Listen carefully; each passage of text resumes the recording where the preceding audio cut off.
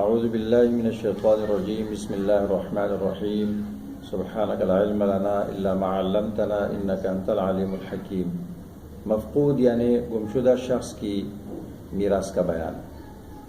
مفقود کا لغوی معنی آتا ہے ضائع اور معدوم کے،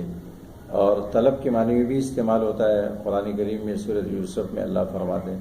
قالوا نفقد صواع الملک، تو چونکہ مفقود کو بھی طلب کیا جاتا ہے تو اس لیے یہ معنی بھی درست ہے۔ اور اصطلاح میں وہ شخص جس کی خبر منقطع ہو، اس کے مردہ اور زندہ ہونے کا کوئی پتہ نہ ہو اور جگہ بھی معلوم نہ ہو۔ کبھی ایسا ہوتا ہے کہ جگہ معلوم ہوتی ہے کہ وہ فلاں ملک میں ہے، فلاں مقام پر ہے، لیکن یہ معلوم نہیں ہوتا ہے کہ وہ مردہ ہے یا زندہ ہے، تو تب بھی یہ مفقود ہی شمار کیا جائے گا، گمشدہ شمار کیا جائے گا۔ اس شخص کے متعلق دو مسائل سامنے آتے ہیں، ایک اس کے مال کا اور ایک اس کی بیوی کا، اگر وہ شادی شدہ ہے۔ مال کے بارے میں تو حکم یہ ہے کہ اپنے مال میں وہ زندہ شمار کیا جائے گا،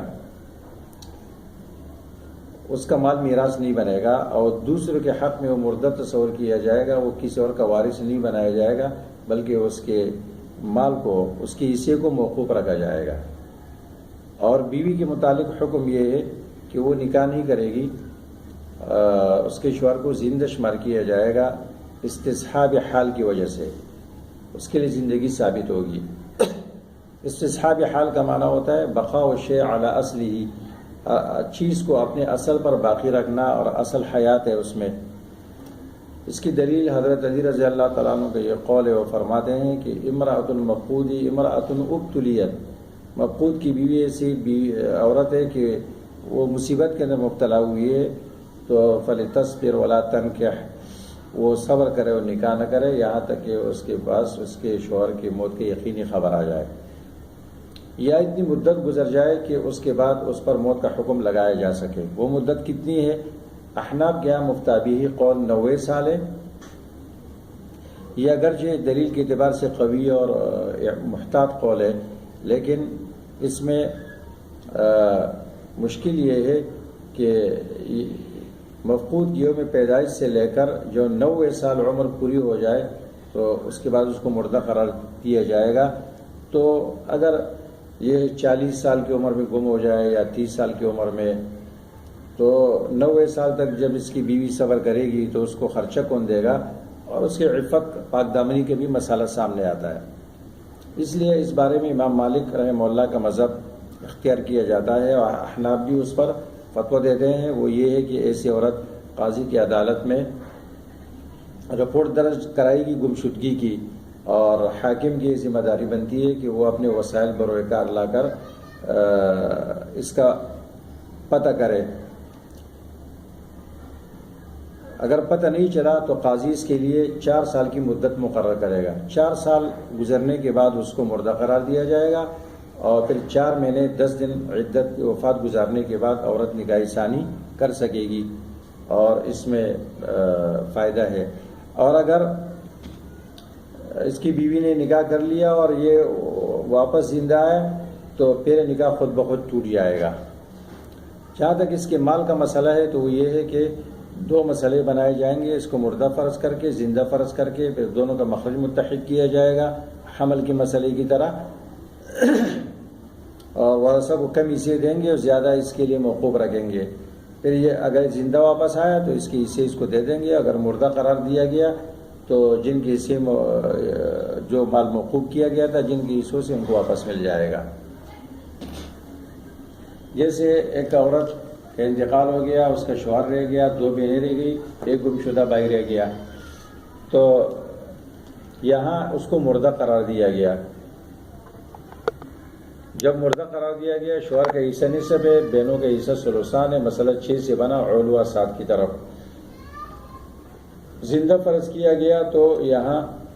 شوہر کا حصہ نصف ہے، اور 2 بہنیں اور 1 بھائی، ان کی روس اعتباریہ 4 ہے، اور 1 4 کے برابر تقسیم نہیں ہوتا ہے، 4 کو مضروب بنا کر 2 میں ضرب دیا، 2 4 8، 8 سے تصحیح ہوگی۔ اب دونوں مسئلوں میں نسبت دیکھیں گے مخرج متحد کرنے کے لیے۔ مسئلہ حیات 8 ہے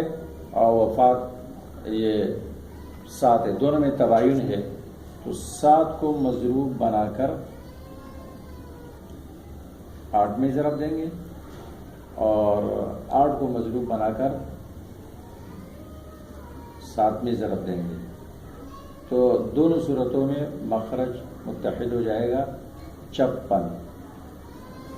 7 8 56، 8 7 8 56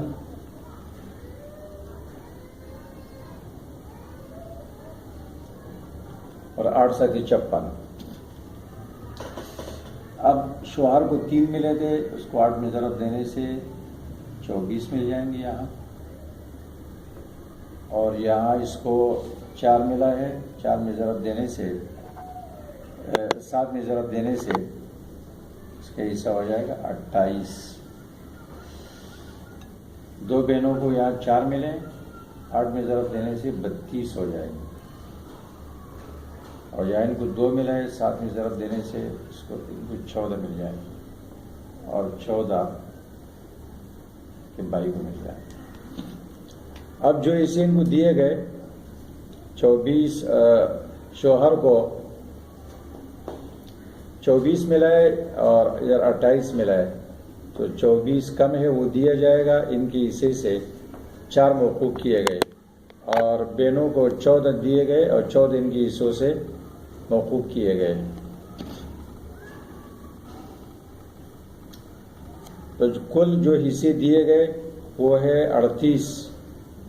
اور جو حصے موقوف کیے گئے ان کا مجموعہ ہے 18، 14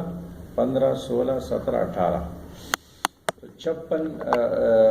38 اور 18 کو ہم جمع کریں گے تو کل حصے 56 ہو جائیں گے۔ اب اگر مفقود مردہ ثابت ہو گیا